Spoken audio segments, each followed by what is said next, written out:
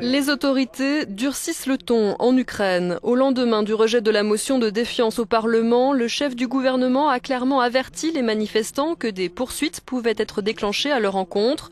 Le parquet de Kiev a par exemple demandé aux universités de fournir les noms des étudiants et des professeurs ayant participé au rassemblement ces derniers jours. 3000 personnes ont à nouveau manifesté place de l'Indépendance ce mercredi matin. Plusieurs centaines d'entre elles ont tenté de bloquer le siège du gouvernement. Le peuple lutte pour ses droits. Ici, il y a beaucoup de jeunes qui se projettent dans le futur, qui pensent à leur avenir, à l'avenir de leur pays, un avenir en Europe. Ils défendent leurs droits. Les autorités auraient d'ores et déjà mis leurs menaces à exécution. Une dizaine de manifestants seraient en détention provisoire au terme d'arrestations qualifiées d'arbitraires par leurs proches. Certaines forces politiques sans proposition concrète poussent les manifestants à la violence, à l'occupation illégale des bâtiments administratifs et au blocage du fonctionnement des institutions. C'est un délit criminel.